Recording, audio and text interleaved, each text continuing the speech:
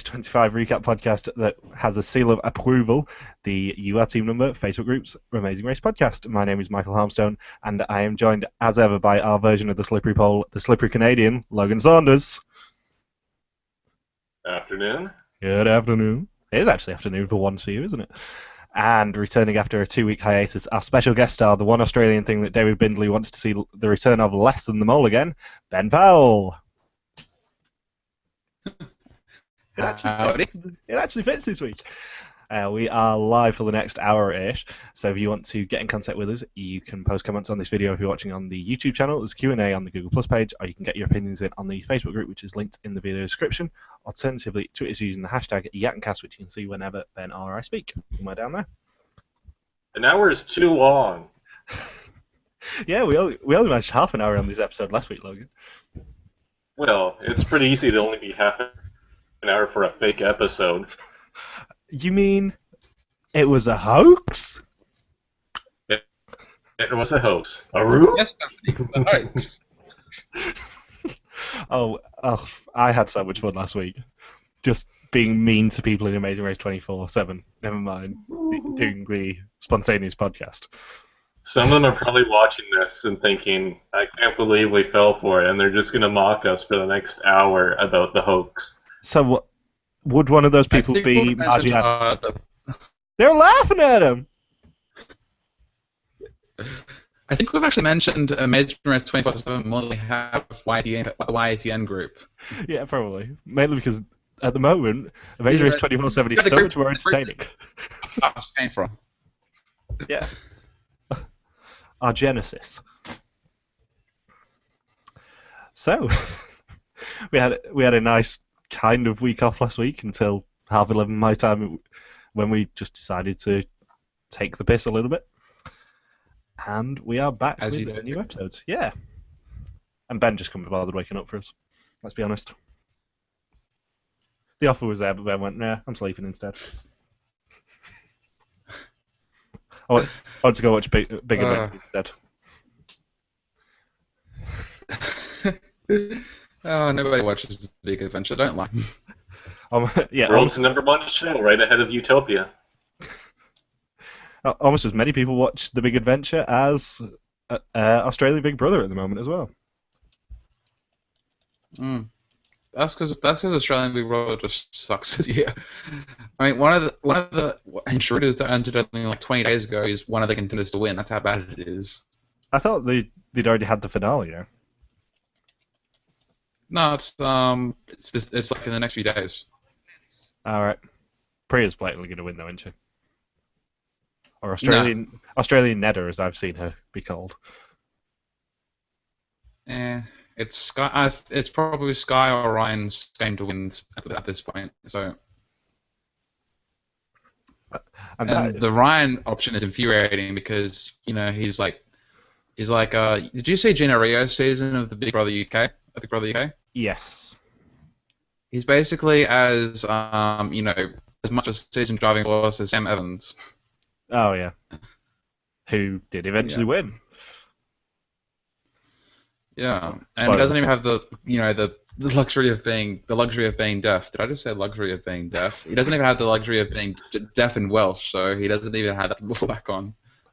I think that's the first time anyone has ever called being Welsh a luxury.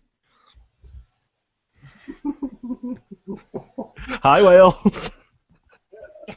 We just lost our lone Welsh viewer at this moment. We're going to get hate mail very soon. Oh, well. And hate mail because we have yet to discuss the amazing...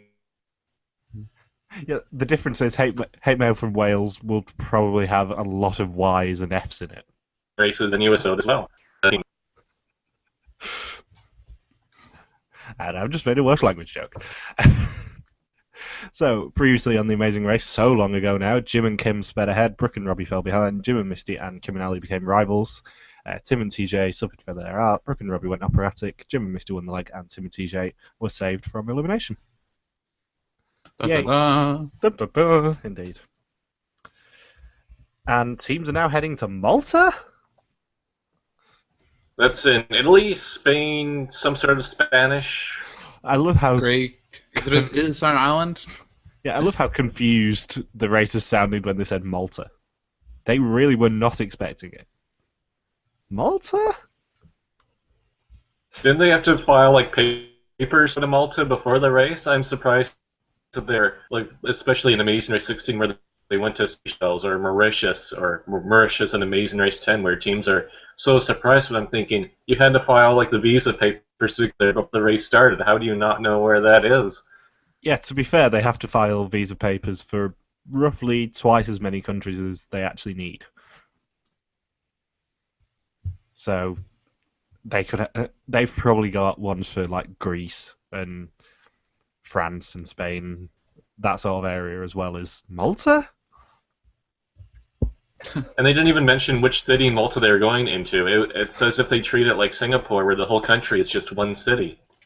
That's because there isn't many places in Malta. They refused to specify that it may or may not have been Valletta, Malta, which I presume to be because that's the capital, but it really could have been any other city, it's just that they never specified it for the whole leg.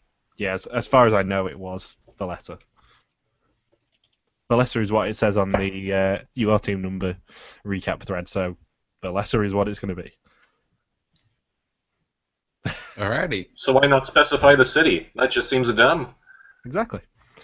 So teams Forget it, Logan. It's Bronze Age Amazing Race. And trust me, we have much more to bitch about next season, from what I've heard. So teams must. Let's not go there yet. It'll be an amazing race, like rampage for me. Yeah, they're going to the arse end of Australia. The one place in Australia where it is cold all year round. So better cold than 40 degrees. Seriously. Tell that to Eamon. Eamon has a 2-degree variance in his weather every year. That is it. I think KK fluctuates between 32 and 34 from my research. It's equator living. I only have a 2-degree variance from Kevin Bacon. Yeah. Or a 100-degree variance in the Hamish and Andy case. Here's your friggin' bacon! So, teams must take the ferry to somewhere in Malta. Let's be honest, no one cares. Then pick up and order drinks from the bridge bar and take them up St. Ursula's staircase, to a group of knights to receive their next clue. Ready for the fun? They're hot, sexy nights.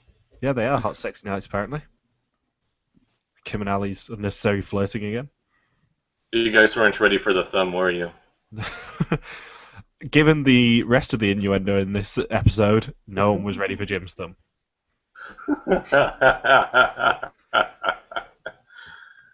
Oh, classic. Do you poke a thumb at me, sir? So, how did we like Brooke's imitation of Amy's leg? You mean? I'm just glad she didn't do an impression of Bethany's arm. That could have been a bit more controversial. You mean Brooke's imitation of Amy's leg? It's almost like it's like the Limp and Larry episode from Seinfeld. Really is. But as Candy Girl Jog. As I pointed out on Reddit, everyone else is getting a negative edit compared to Amy and Maya. So Amy and Maya are blatantly going to win. Either them or Adam and Bethany? No, Adam and Bethany are way too one-dimensional. They're only getting a popular. Really? They're only getting a popular edit because of them being stunt cast.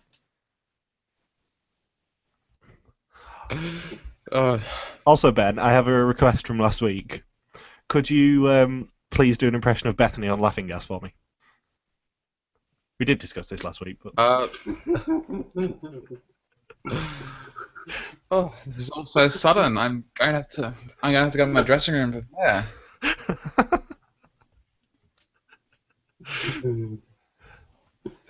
Because as you know, the Amazing Race is prone to drugging its contestants for cheap tasks, cheap thrills. To be fair, it is your fault that the Laughing Gas got introduced, because you were responsible for it. I am not taking any credit for that.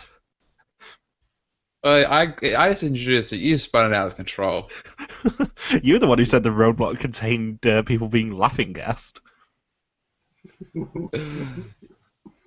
Can't blame me And for you that. didn't dispute it. You didn't dispute it. So To be fair, I didn't dispute a lot Your of word things is this week. gospel, Ben. Yeah. Yeah, Ben, you're the bad influence.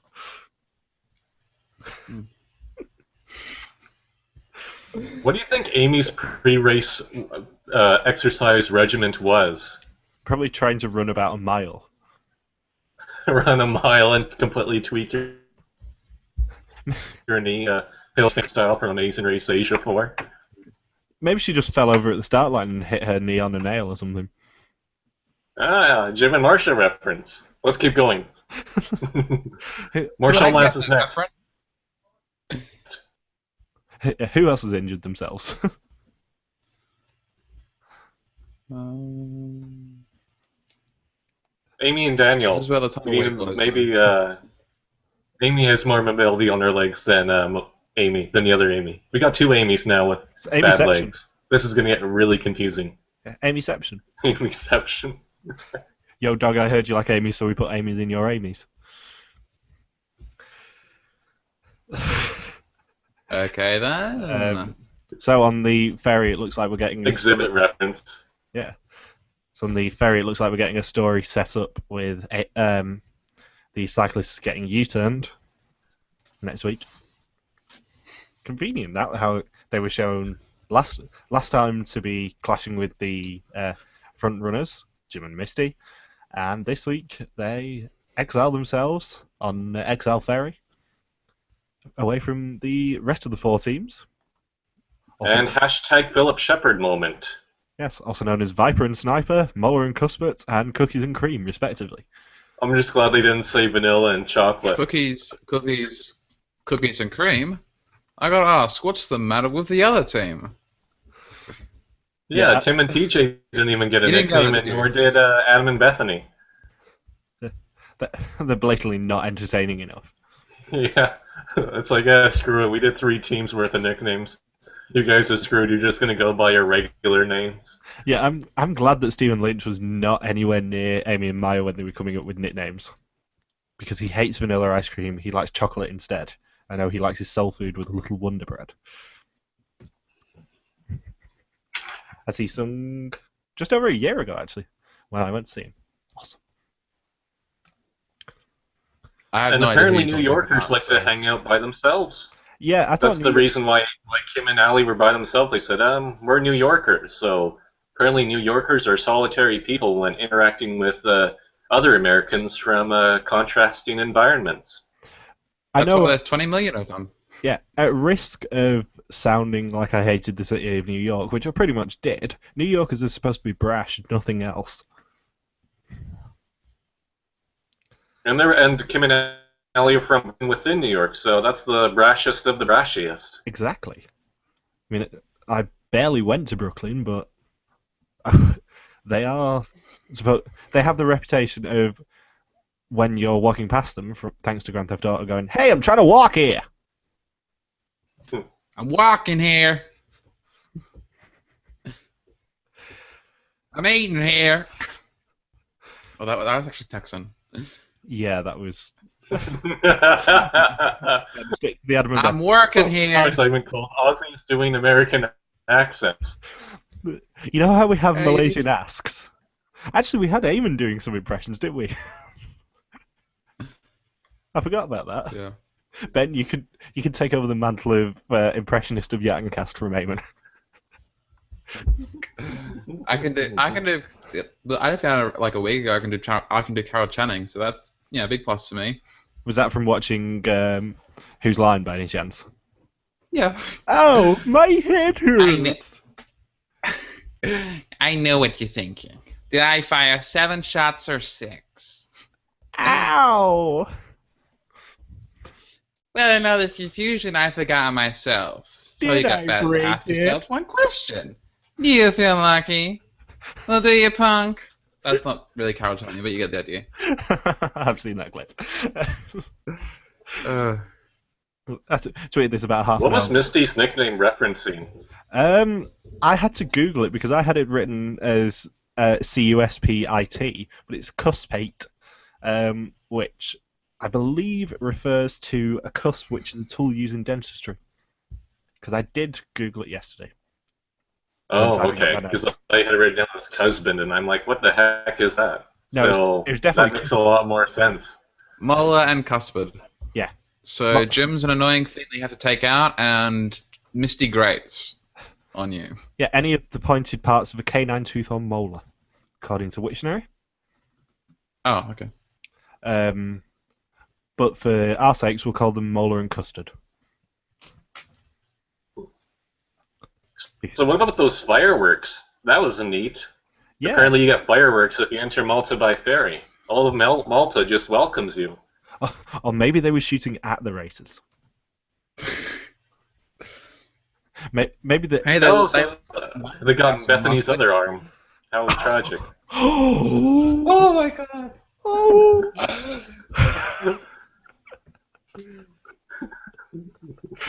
Ben, what would that sound like if she was on laughing gas and it happened? They're not that good. Come on, Ben, improv. You missed out on the improv last week. I can't improv. I know, but instead of yes and. It should be like Liam Neeson in improv.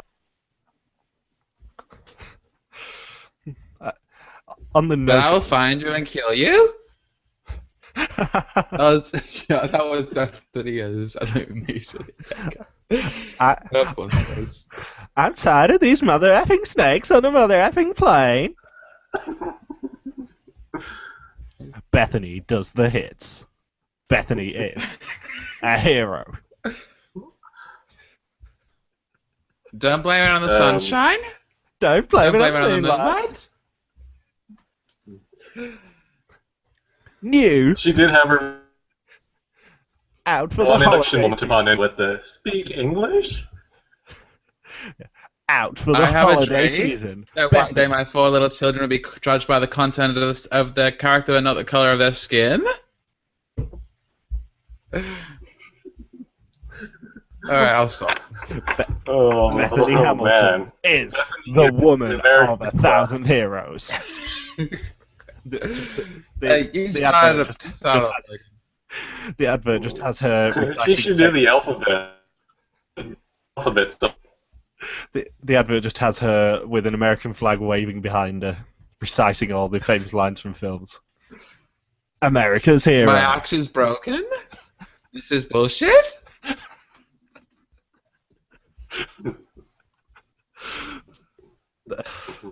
And this, kids, is why we have the reputation of being, and I quote, so mean. This is why I get so much hate. So the juggling glass task wasn't really that interesting to watch, but it did have Bethany trying to juggle glass next to knights and then being shouted at. And Jim and Maya both dropping glasses down the stairs, which is quite impressive. I think this episode is like the first time we've ever seen Bethany flustered. Yeah. Like she was actually partially maybe a bit frustrated at smashing the glasses right next to where they're supposed to put them. And then run all the way back down, get the broom, come back up, sweep it up, go back down, drop it off, redo the glasses. That's pretty much as big of a choke as you can have at any task on The Amazing Race. Just complete 99.9% of it, then you screw up at the last 0.1% of the task. And then you have to run back and do twice as much work in terms of running and then sweeping up at the broom. I did think that we would maybe see them use the express pass on the glass task. Can you do that, though? Yeah. You can use it on any task. I didn't know you could do it. You can actually do it on route info. As far as I know, the only exception is fast forwards, in which case if you used it on a fast forward task, you'd get a 4-hour penalty. Huh. But obviously that's never happened, so that's just a rumoured rule. And never going to happen? No, because originally, when the Express Pass was introduced, it was valid for the first 8 legs, and then if you didn't use it by the 8th leg, you got a fast forward in the 9th leg that only you could use. And then this is all new to me. That fell by the wayside. These are obscure rules that people have picked up from the from reading the rule book, I think. That have never been mentioned, ever. I like how Jim just ordered Adam to freeze when he was doing the cup task. Just saying, freeze Adam, and then just Adam has to be petrified of steroided dentist and just freezes at the doorway there, waiting for Jim to pass by him before getting the broom. Yes. What time is it, Mr. Wolf? Jim's looking. You can't move. He's like they make a race version of Medusa. Yeah, Jim is literally the big bad wolf.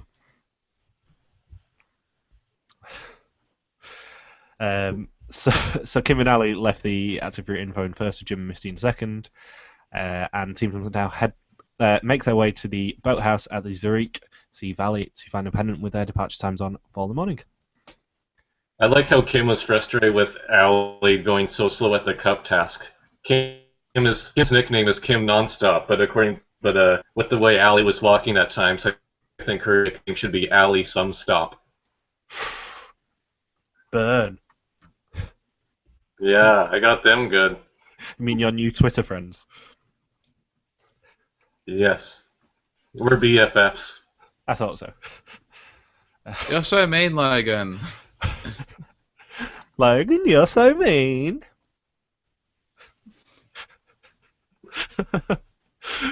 Logan, why did you suggest Kendra Bentley and Big Easy as a team on the Amazing Race?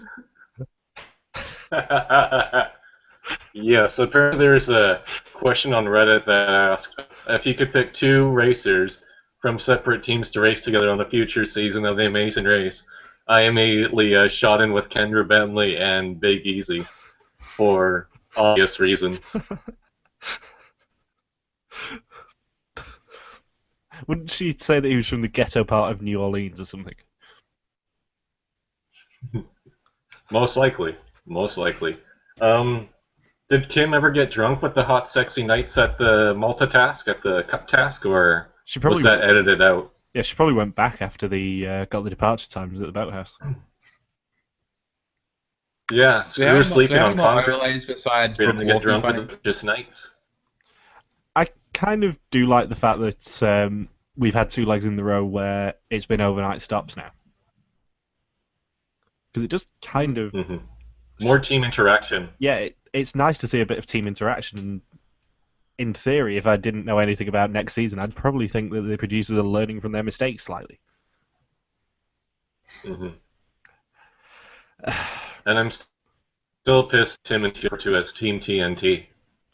Yeah, they really don't understand the concept of dynamite, do they? If you blow up, you're probably going to be out of the race. No, they do not. They have good times either. Yes, we're on fire. But Trammell and Talisha fizzled out instead of blowing up, and they were out of the race even faster. Oh my god, I've just realised who... Well, Trammell's bladder exploded in the water, so that's what they meant by Team TNT. I've just realised what that dynamite thing reminded me of. I knew it reminded me of something that I've watched this week. Have you heard of the British programme Coach Trip? No. It's a reality programme where there's a coach full of 7 pairs of people. It's kind of like Amazing Race without, the independent travel.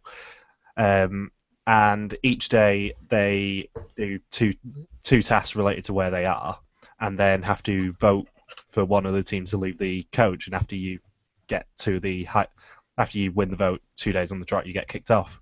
But there was a really, really camp team on it called Bradley and Otavio last week, who said that another team was boring, lackluster, and also said that they were like fireworks waiting to be lit off, and you guys have just fizzled out. I'll try and find the clip after this because they reminded me a lot of the fireworks crap that Tim and TJ were spouting this week. I knew it reminded me of something. Okay then. Yeah. Another show for Ben to get addicted to. Did we talk about the taxi incident? No, that was the next thing I was going to talk about.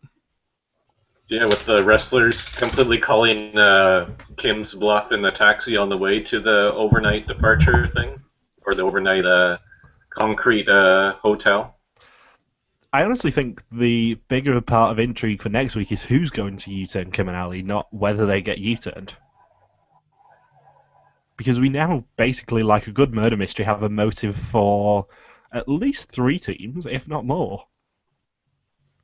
I think Adam and Amy and Bethany. Maya. That is a good analogy. Yeah, Adam and Bethany are the only ones I can think of that don't really have a reason to U-turn them. Do Amy and Maya really? Well, Amy and Maya were complicit in the scheme this week. Jim and Misty are They obviously. did get nicknames. Yeah, Jim and Misty are obviously rivals with them. Brooke and Robbie have a natural hatred towards them, which is hilarious. And now, and also with the taxi incident, they actually have a concrete reason. Yeah, I like how they even reaffirmed, you guys are going to call a taxi for us, right? And you cut to Kim and she's saying, why are we calling a taxi for them? So, yeah, apparently Kim's not a very good liar and should not be a contestant on Survivor. Or the mole, for that matter. Can you imagine if there was a mole and it was Kim? She was just like, yeah, it's me. Vote for me, whatever. But, yes, it's a mole first. We have a 10-way tie. Hmm. The slowest person will get eliminated every week because you all know it's Kim. Well, Gus is executed. Yeah, there's no running involved. It's not Australian mole. Okay, then maybe Stephen Linda. No, it's not running, it's ruining. There's no ruining involved because it's not Australian mole.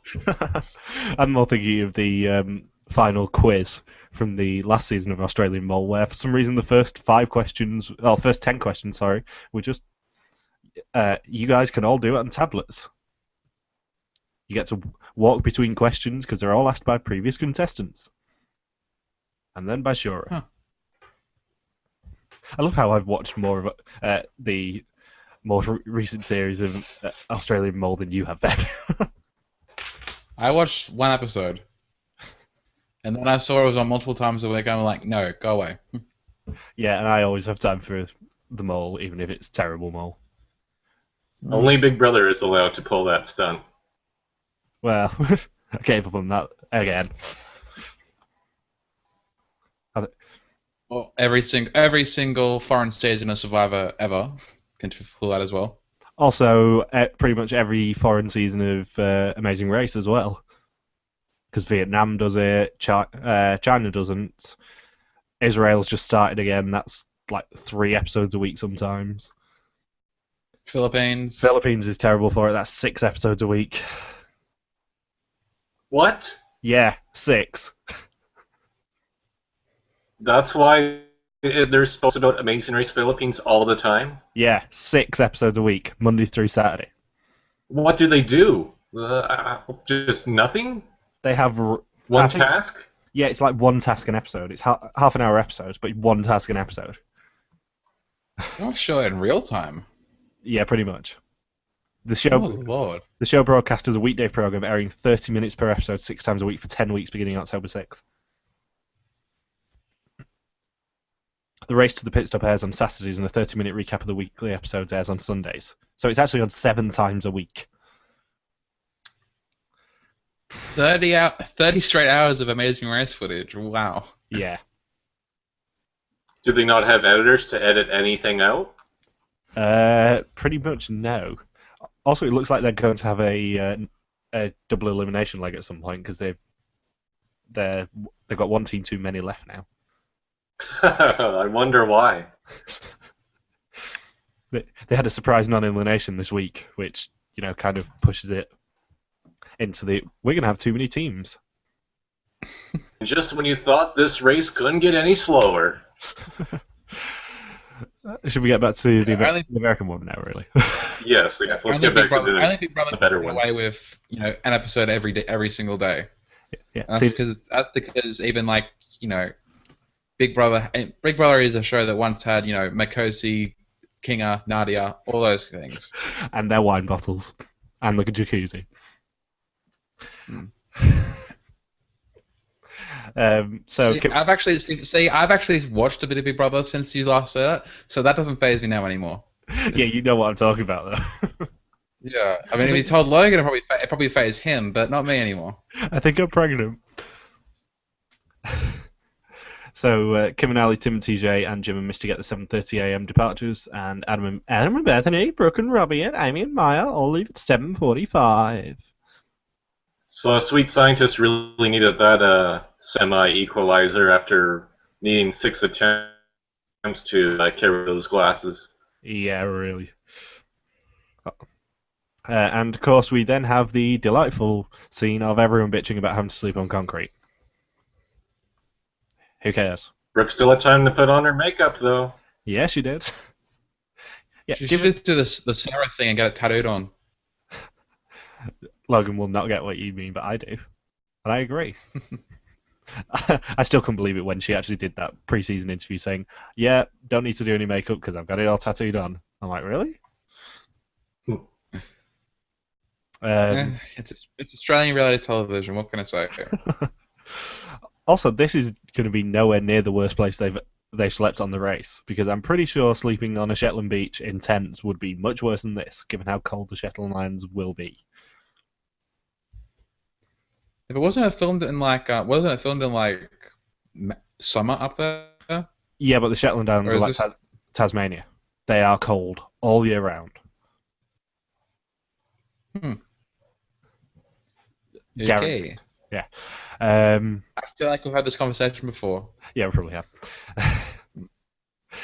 So, once they wake up, they get the roadblock clue, which is who's feeling blue, and in this roadblock, one team member must perform a 20-story rappel into Malta's Blue Grotto and then swim into the cave to find their next clue attached to a boat. Phil lied to us with his explanation. Yeah, Phil made it sound like both team members are going to have to swim for it.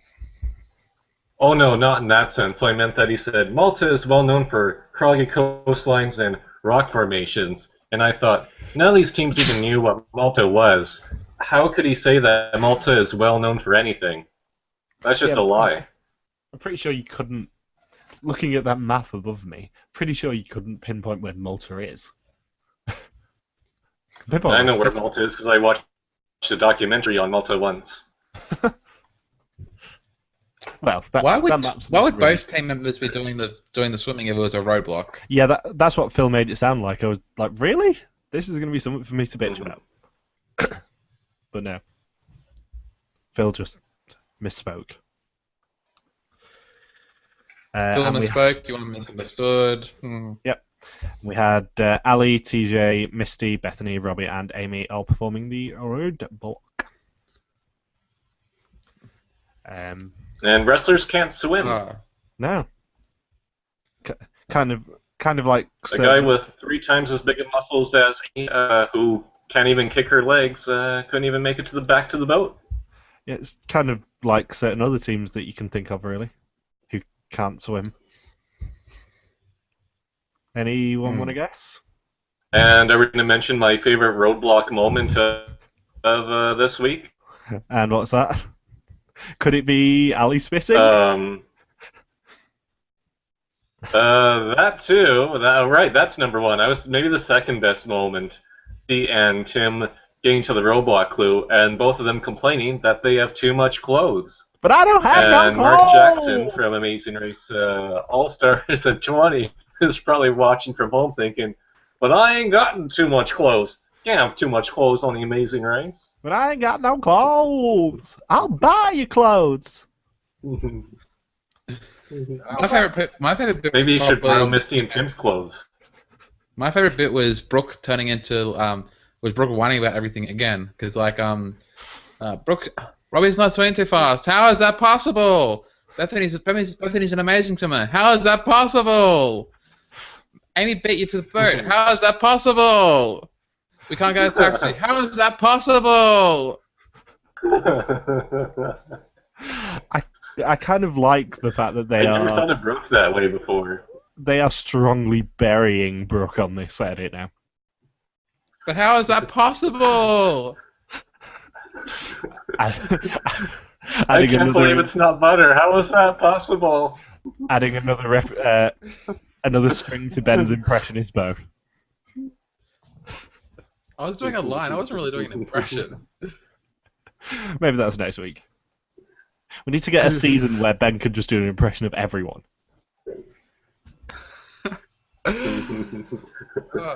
Put in the Simpsons. Me fail English? How is that possible? That's impossible. Anyway, let's get to Logan's second favourite mode of the roadblock, because I've got it screenshotted. How is that possible? Yes. Ali channeling her inner Keith Nail. How is that possible? Keith from San Juan del Sur would be so proud. He would. I was going to get a screen cap of him doing it as well, but meh. Couldn't be bothered. What did he do again? Every single confessional he has, he just spits. Every time. He just kind of pauses midway and goes... Occasionally they...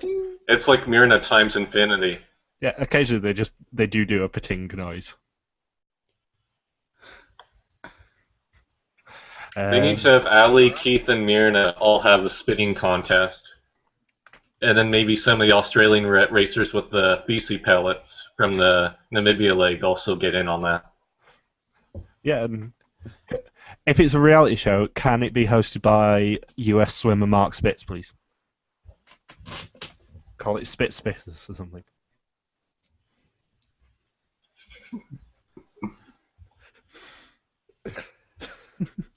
Or have Keith and Jen can join in on that too. Ho ho ho ho! No, Keisha and Jen will be busy with their laugh off with Kathy Vavrick O'Brien. Ho ho Right, ho ho ho ho! Or sneezing contest with just themselves. We need a soundboard of them. Of Kathy's laugh, Keisha and Jen's laugh and sneezing. There's a Karen Grodel soundboard out there. You just find a use out of that. Yeah, but no one wants to remember Karen Grodel. Ever. You are such a liar! I'm like the only Karen Grodel fan. I am to the lone Karen Grodel in probably the entire reality TV universe. This is a revelation. I listened to Survivor Historians a couple of weeks ago, and wow, they are bagging on Karen. They are not fans. I never want to hear banging and Karen in the same sentence ever again. You are such a liar.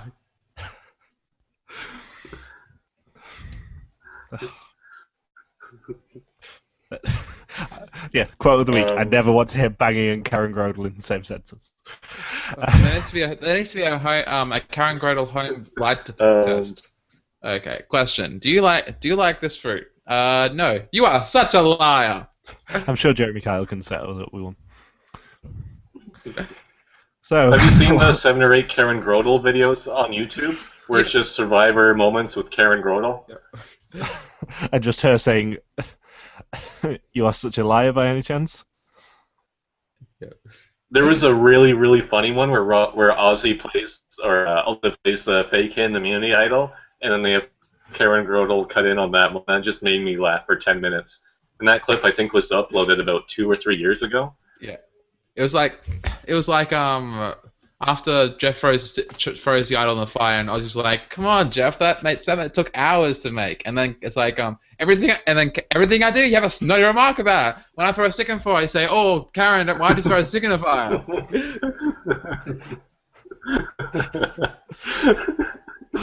Seriously, how many classic Survivor moments with Karen Grodel are there? There's 14.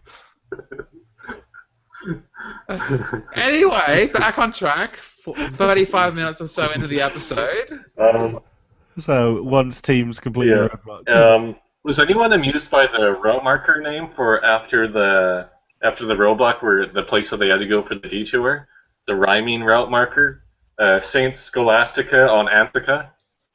Yes. Huh. No, I just kept thinking of various puns to do with Scholastica. Because Scholastica is a very important book company. Wonder if Scholastic book orders are produced. There we are. That's too easy. That's low-hanging fruit. And we had another Phil on location.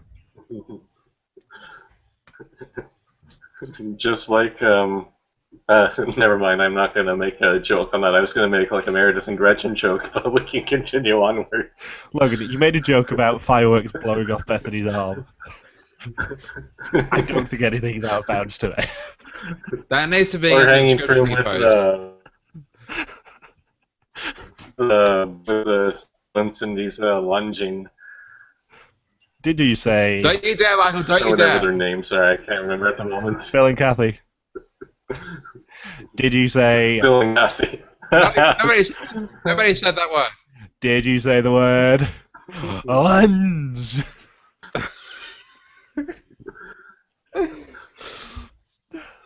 As always, I'm just going to leave them there as long as it's physically possible.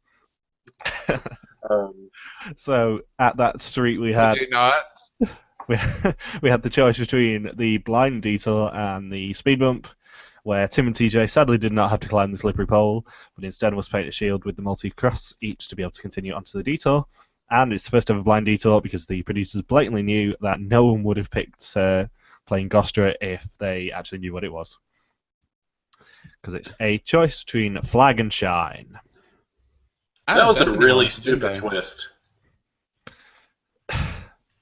But at the same time, kind of a fun detour, even if no one could complete it. I'd play that, like, whatever it was.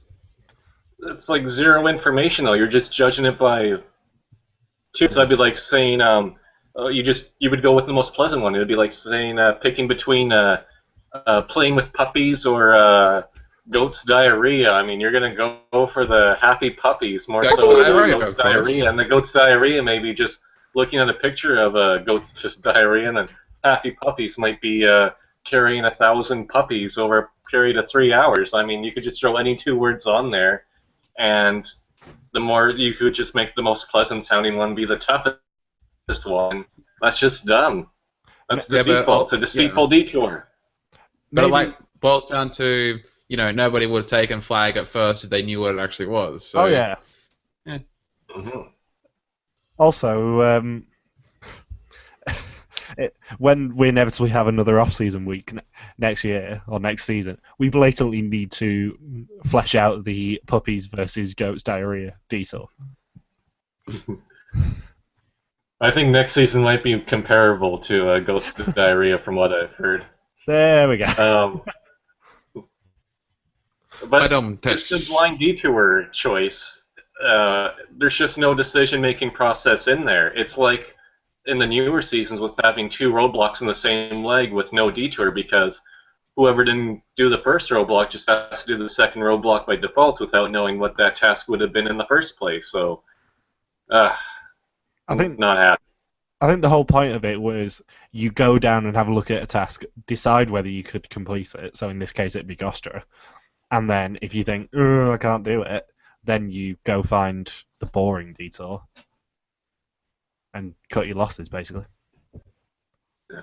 Did we enjoy Phil as a non-air reporter again? Yeah. I kind of like Phil's surprise appearances as an on-air reporter. Kind of. He treated Kim and Ali as if they've never been in first place before. That was weird. Bye, Phil.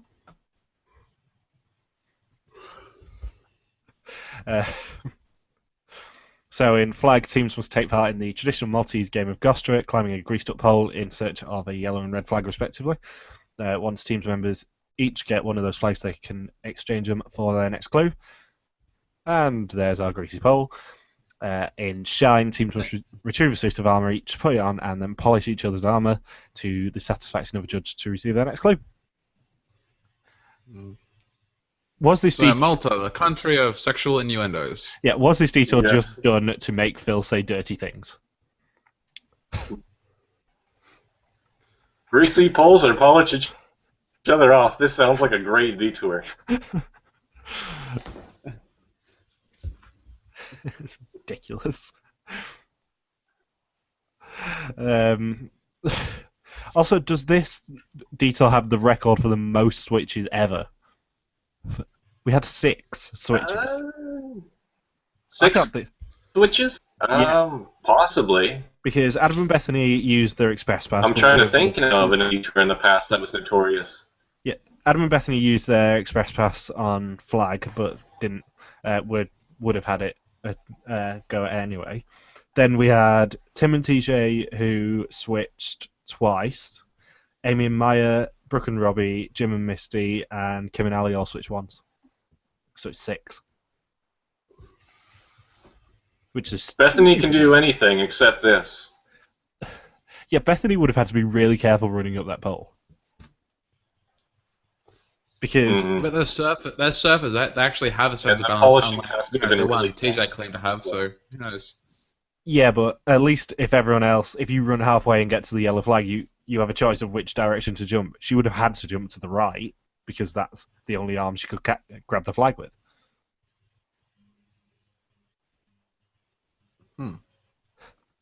Twill. Very true. But it looked like he was like hesitating once he got towards the end of the hole in terms of running. Yeah, I think you've just got to go full throttle at it, pretty much. Go full throttle at that grows up pole. Like you mean it. Run headfirst towards the greasy pole, I think you'll find. Headfirst, you prude. Oh no.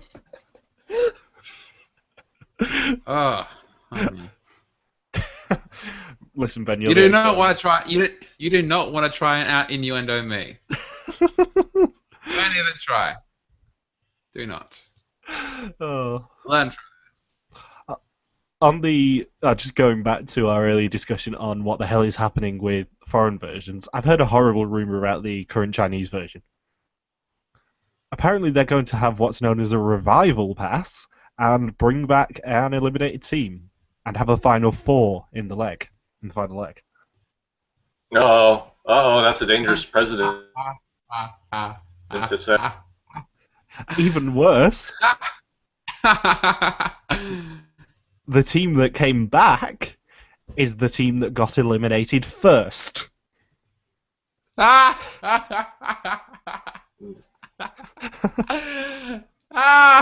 And came in last place on both the first 2 legs. Well, less competition, I guess. Edwin and Monica, you were the winners of Amazing China Celebrity Edition. Exactly. Oh my god. It's such a cluster. Oh my god. This is Ben's Black Family moment. Officially. So do they actually? I want to see this. I actually might want to see this. Is it in Chinese or is it any of it in English? It's from experience with the China seasons. Generally, it's English and Mandarin, I think. But I think it's more Mandarin this version. But still, okay.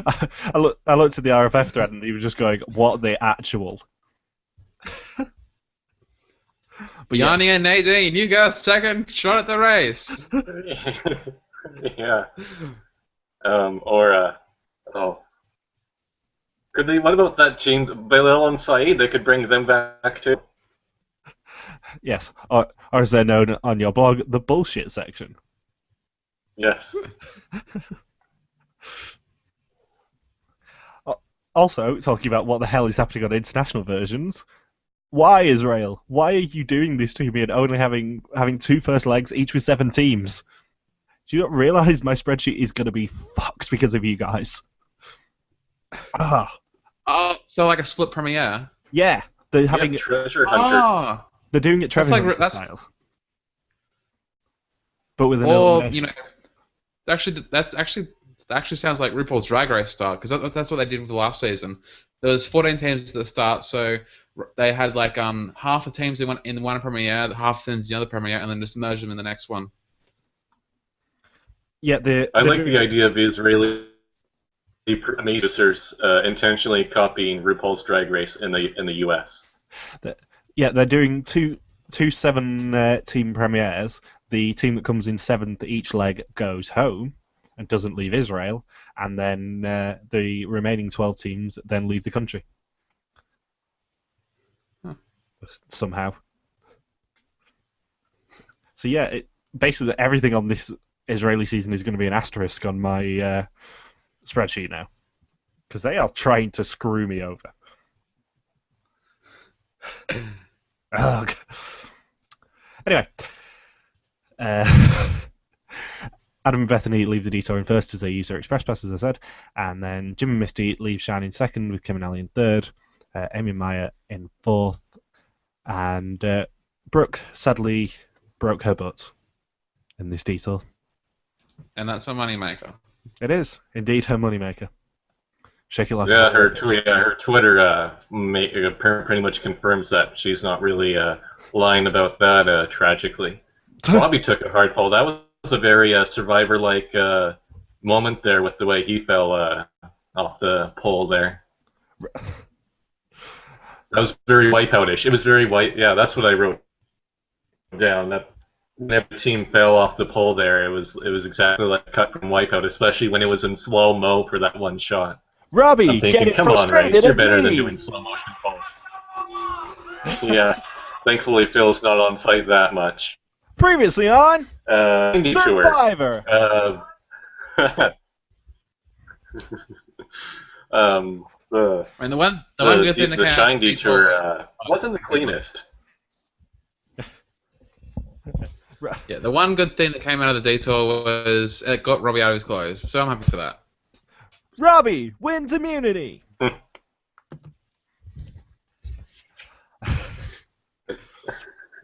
yeah, did you hear the collection quote from the Shine Detour?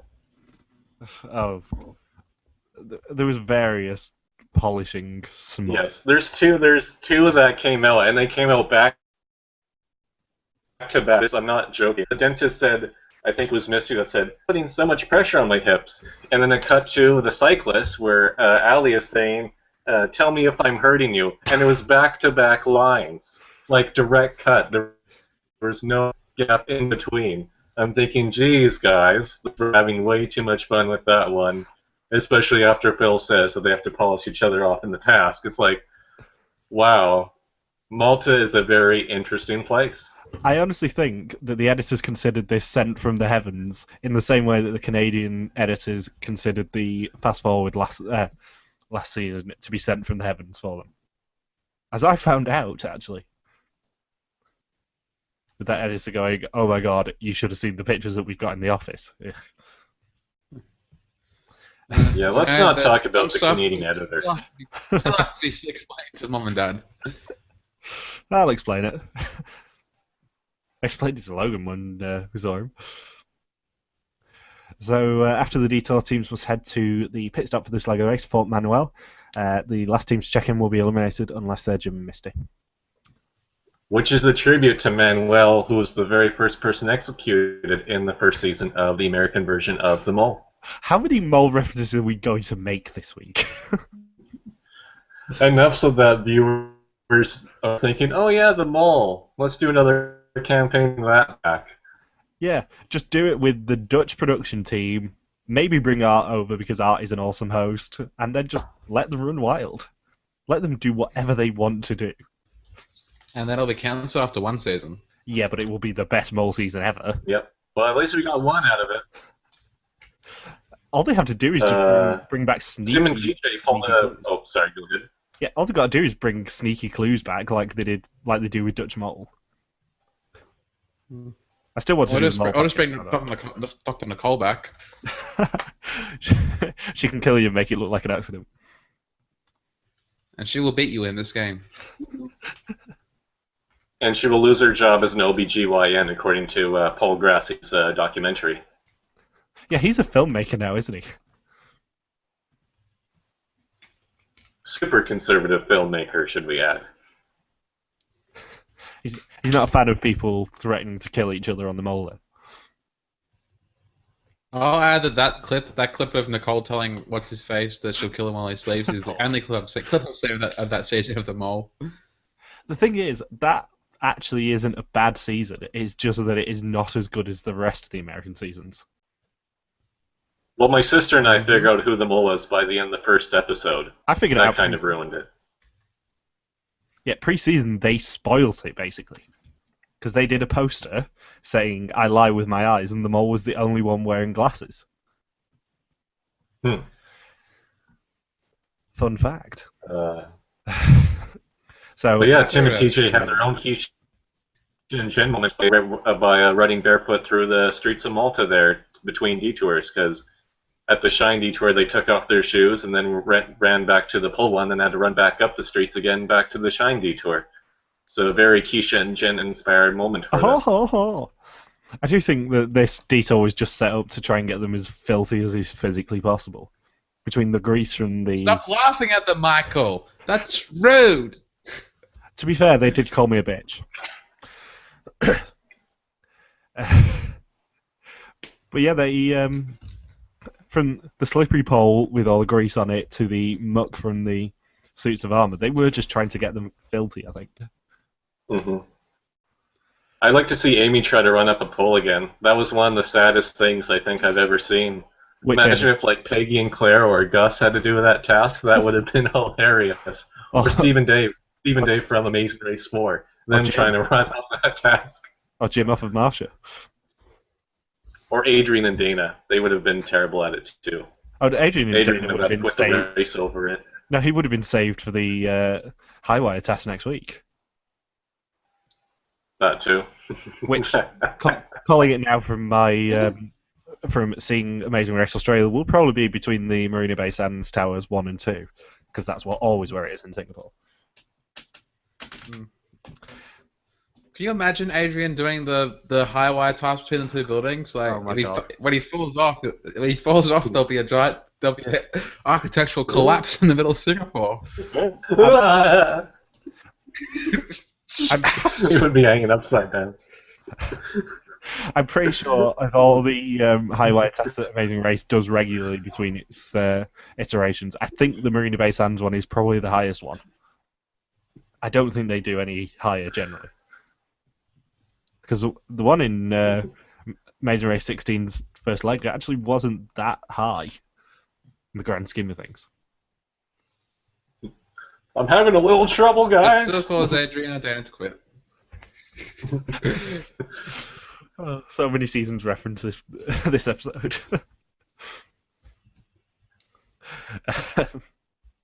So Adam and Bethany win the leg and $10,000 each, and they won $10,000. Yes, that's actually quite a large prize. For doing that. And most importantly, Logan predicted it. A Maltese Falcon.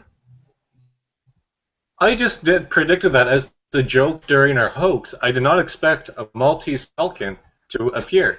Now all we need is those Maltese chocolates to come out too, and we would have been all set. Yeah. The Falcon ate them all.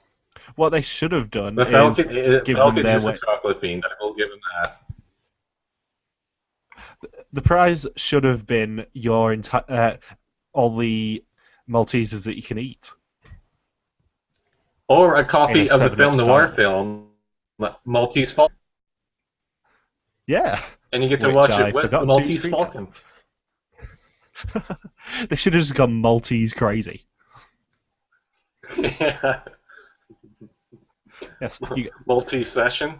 You get this picture of a Maltese Falcon. You get all the Maltesers you can eat during the pit stop. You get to watch the Maltese Falcon. And you get to be in Malta. That Maltese Falcon, the breakout star of the season by far. And you get to drink as much malt as you want. Whiskey or otherwise. That is malty. Simpsons as opposed reference. to being sweet. Sorry, no, that's salty, yeah. isn't it? That beer's malty. So, yeah. Jim and Misty... Adam, go first. Sorry. I was about to continue on. You go first. Go on. Jim and Misty came in second, and they were less knights in shining armour and more dentures with shining teeth. And the best thing about them not winning the leg is that I get to return to my favourite thing. Which teams in Amazing Race history can Jim and Misty no longer beat? And the answer is even if they win every leg from now on, they can only equal the Beauty Queens from the Ukrainian Amazing Race. Oh. Yeah. There you go, big Woo, fat bunch of Ukraine. girls. Yeah, the only the most dominant female winners ever by a mile. Do you think Brooke has a really bad relationship with her mother? In what way? Well, apparently she made her polish silverware all the Oh, yeah. time. I guess that's what they did in the M's household.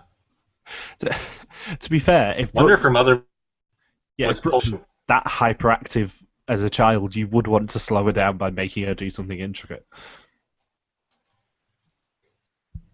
Or I would. Just like, right, Brooke, do this menial task. You know what my now her ass is her money favorite maker. part was? So I want you to paint coal. I want you to paint this pile of coal black.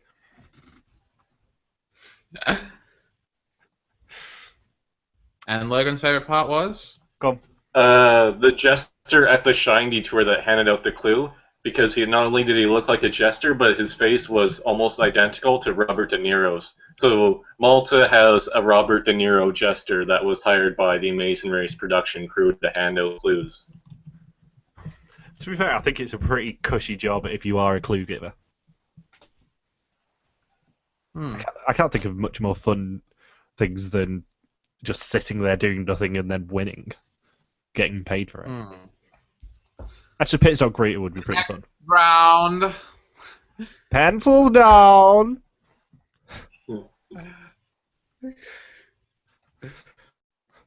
Can you think of a more fun job than making Ryan from Ryan Abbey's job Life Living Hell?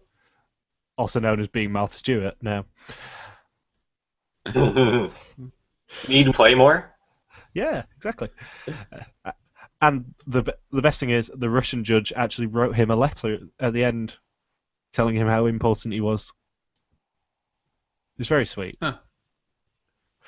I just got that. Guess you didn't know, Ben. Oh, For some reason, Martha Stewart. wow, I'm low today. Well played, Michael. Played. For some reason, Martha Stewart wrote a letter to every eliminated contestant on The Apprentice, Martha Stewart, saying how nice they were. Yeah, she always wrote a letter to each of them. It was just the cheesiest thing ever. So the greeter wasn't to Kim and Allie. He was not impressed. No. He was not impressed with Kim's muscles at all. He wanted to teach them a lesson. Sexism. Yay! Well, it's Malta. It's not a very big place. Fun fact. Malta, really not a big place.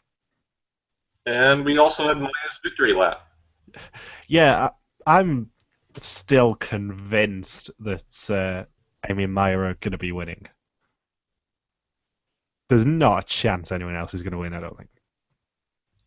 The only people I have like a lot less faith in the Amazing Race editing team than I normally would, because they're the same ones that tried to pallet Dave and Connor victory. So I wouldn't put it past them for Adam and Beth victory. Adam and Bethany are way too... They're being shown in just a one-dimensional, oh, isn't Bethany inspirational task or style. Whereas... Yeah, but... Look how far they got. Yeah, one-dimensional teams don't tend... Or one-dimensional edited teams don't tend to win. Because the editors want to make it a great, didn't they, fight. Don't hurt your Achilles, Bethany. Exactly. Also, from my notes here, the Russian judge wrote to Ryan, "Dear Ryan, you have the desire to try new things and a loss of self-confidence. I think you need more focus and possibly more education in business, for example. I know you will then be ready for a big challenge. XOXO. Pencils down, guy."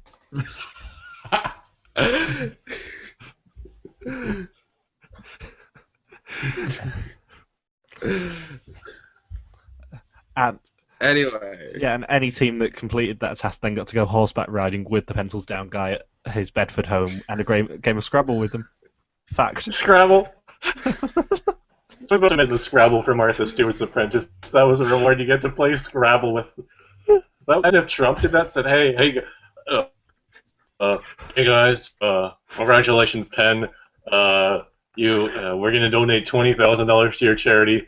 Come up to my golden suite. We'll play a game of checkers and Scrabble. We'll have a good time. Trump.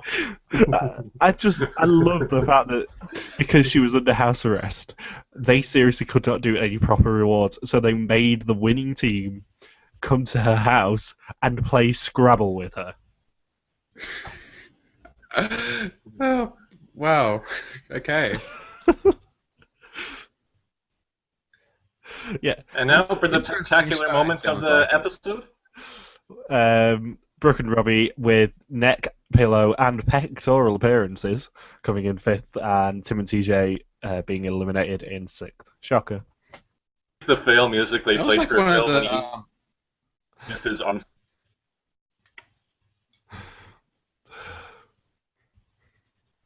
That was like the only episode of the season probably where, like, you know, there was some. They actually tried to portray it up as suspense as to who would who would check in first. Yeah. Like, besides like Dennis and Isabella and Shirley and Niecy. Apart from that, it's been like, you know, oh yeah, Keith and come in last. Oh yeah, Shirley and Niecy come in last. Oh yeah, that firefighter team whose name I can't remember, they come in last too. Michael and Scott. Yeah, that one. Such an impression they made. But the firefighting team, they're called Liz and Marie, right? Who? Yes, Liz and Marie, so memorable. As being See, I'd make a joke about that guy who keeps on posting about that, hurling a whiskey bottle at his computer screen, but I can't remember who his name is. So. Oh, he's forgettable as well then.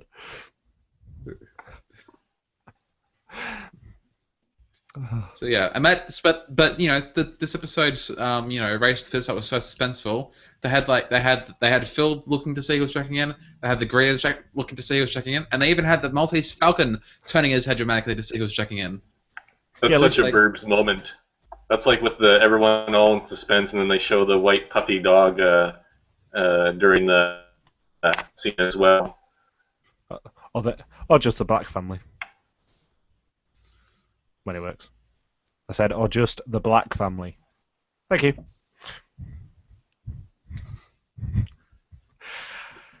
So, next time, we have what looks to be a very, very busy episode. We have, finally, the cup massage. I've been waiting, how 4 weeks is it for this? As well as a double U-turn, a switch back to both Asia and Australia, and a fast forward. Yay! At least you know fast forwards still exist. Do you think Jim and Misty will be eliminated next round? Asian 4 in the next week or so, he'll know what happened in the season that involves that Singapore. I'm sure Amazing Race 24/7 will probably believe us if we claim that Jim and Misty will get eliminated next leg, despite the fact the save runs out at the end of the next leg. To anyone from Amazing Race 24/7, we don't think you're thick. We just think you're gullible.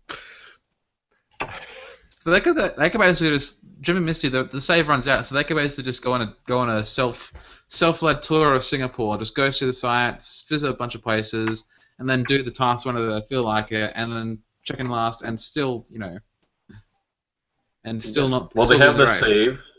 Yeah, they have the save. Then it'll be a non-elimination. And then we're at leg 11 with the final 4. So this leg and next leg, they can just sit around and do nothing. And they'll be in final 4 at the penultimate leg. Yeah. Even better, in theory, they can control whether the team who gets eliminated or comes in last next leg gets eliminated. Because secret scene from the leg when they actually won it, Phil asked them whether they would consider giving it away. They did say no. But say Amy and Maya came in last on the next leg, they could then say, you know what, Phil? If Amy and Maya come in last, we want to give them the save.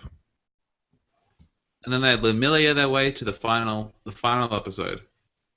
Well, yeah. I do still love how Amazing Race Australia 2's schedulers deliberately put the last episodes on all together so we wouldn't suffer from withdrawals. They're like, they're the stars of the season. We can't have too many episodes without them. Of course. So, what do we think is going to happen next week? Do we think it's going to be an elimination or a non-elimination? I think the cyclists or wrestlers will go. I think the cyclists will come in 5th place, and then Joe Mystery will be brought to the mat to ask whether they want to use their save on them, and then they'll do the Daniel and Ryan thing and say, "Nope, you're gone." Yeah, salvage past. Yeah, you can vote that. I think that you're probably quite right. I'm pretty sure Kim and Ali are going to get U-turned. Depends in a murder mystery fashion by who. It could be by 3 of the team. It's not going to be a voting U-turn, although that would be awesome. No, I mean, oh wait, no, you only need 2 of the 2. I meant like the way the 20s worked with the U-turn back in 2021, but then I realized, you only need 2 teams for that.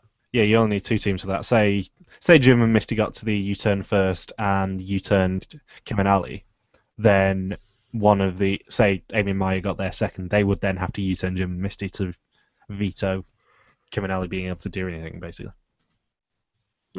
True. I'm surprised that strategy hasn't been used again since that season. It's like teams completely ignored why they did that. So am I, because that basically sealed Nadji's fate on Survivor as well. Spoilers. It pretty much broke. It should have broken the double U-turn to us. So I was waiting for a triple U-turn that come about in the past couple seasons, but that is infinite U-turn.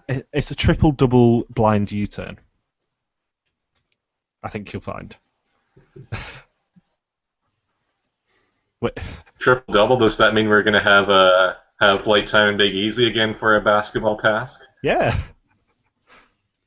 I mean, no, a new punishment for season 26. What they should do is have one team have to be nominated at the start of the leg by everyone else to have to sit in a room with Rachel Riley, going, "Oh my God, Brendan! Tequila, woo!" Sort of Pandora's box style. I think we're getting to the end of this podcast. Yes, anyway. Yeah, I like the overlay for a tumbleweed. So yeah. So, thank you very much for watching and listening. We'll be back next week at the same time of 8 p.m. GMT, which is 12 midday on the Pacific, and 7 a.m. Monday morning AEST. The next Amazing Race Recap podcast brought to you by the UR Team No Facebook group. Don't forget to leave your comments down below, and please like the video so we can rise up the rankings and I can stop sounding horrendously needy. And you can hit all of us up on Twitter. If you search Yatcast, you should find us. See you next week. This podcast was too long. Also, anyone who calls us a bitch in the comments will get a Margie Adams screen cap sent to them. Bye.